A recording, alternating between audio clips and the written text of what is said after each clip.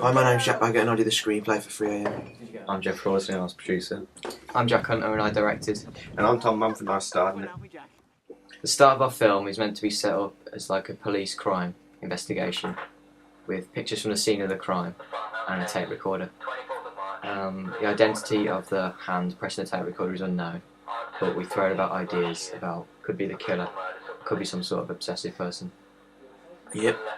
Bit intriguing that is. The lighting we used was just a couple of candles to give it a gloomy horror effect and just like the killer sort of play. Yeah. And the flickering over Tom's face and the pictures worked well, we found. One of the problem was that the pictures were taken off us on the floor. We didn't have the idea for hanging yet. Hopefully that wasn't carried across. But Yeah. When recording the clip on the tape recorder, we just made it up really on the spot.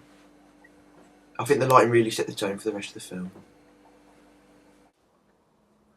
This opening wasn't our original opening, but we decided on it later as there's a location at the bottom of our farm with a factory and many spotlights with walls, barbed wire, cameras.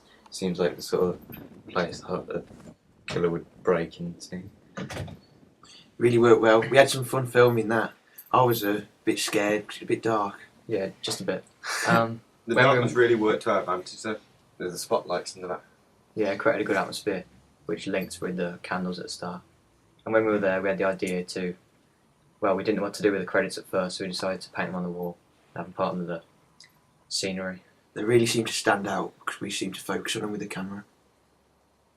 And we ended up quite proud of our efforts. Yeah. The introduction of the killer, we wanted to keep brief with shortcuts because it's important that he was anonymous for the rest of the film.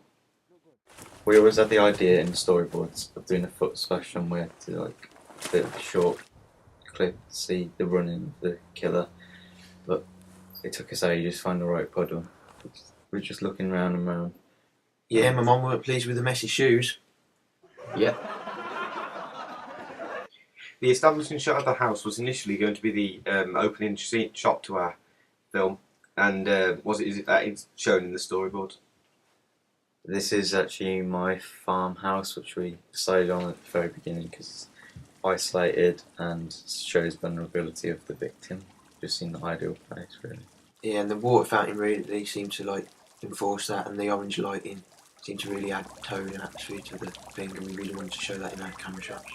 The running shots, although they're only brief, took ages to film, we had to redo them. We also need to use them as a link in between the starting setting and the house from now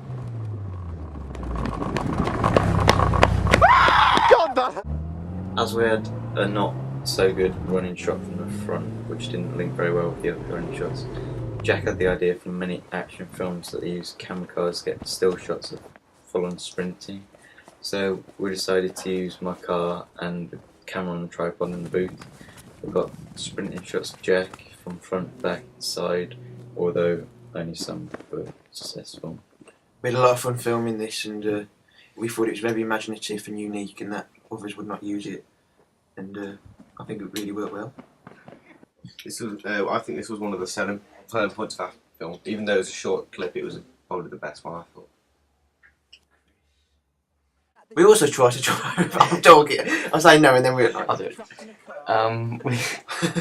We tried to get a shot of jumping over a fence, as this would show breaking in or something like that, but we couldn't find a right fence and we couldn't climb over it, and all sorts of problems.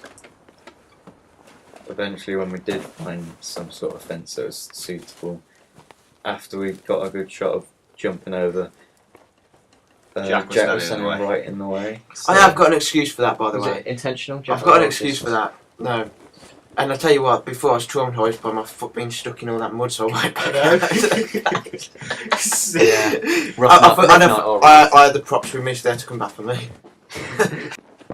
We decided to have the killer run into the gate because we thought it adds menace and it's clear of his intentions that he's a bit deranged and angry.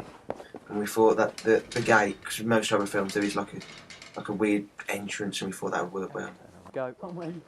we did a point of view shot walking through the courtyard, and he looks up at the camera because we knew we were doing a CCTV shot. That CCTV shot took absolutely ages. We've had to redo it because of snow and dates and technical issues, but we got it in the end and it looked quite good. We thought we needed to use the CCTV because Jeff's got it and we could add it to our film. However, the CCTV on the farm was actually broke at the time, so we had to use our camera, get up to a TV and put it back in the wall. Anything to add, Tom? This is where I get introduced. I'm making a midnight snack, and the amount of times it took us to actually do the toast was embarrassing, really. We must have shot that for about an hour, maybe 2 actually. Then we realised we need butter. Yeah. We decided to get the shots and loads of different angles. And we also decided to put the camera in the bread bin because we thought that'd be quite an imaginative shot. And we didn't imply that we see a full extent of Tom's package. But yeah, things ended up that way.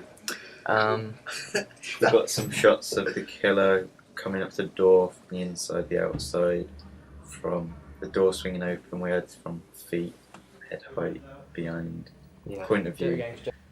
But it took Jack a lot of time because we had lighting issues, so it all looks very dark and you don't know what's going on. So yeah, but it looked alright in the end.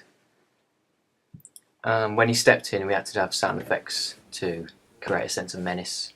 This is when the two are about to meet, and he's entered his home, crossed the barrier. For the chandelier shot, originally we just saw it. I saw the cobwebs and I thought it looked quite good. But once we got the camera up there, Jack Hunter thought that it'd be a good idea to actually use it to show the killer walking by. One of the good shots we liked was where the killer is out of focus. So the chandelier took the focus, and the killer was slightly hazed, which was an added bonus. We felt this worked well because this is one of the only full body shots close up. You still don't want to see the whole thing, so out of focus worked well. You also see him look at the camera screen of the CCTV, so it adds continuity to the film. Mm-hmm. Right,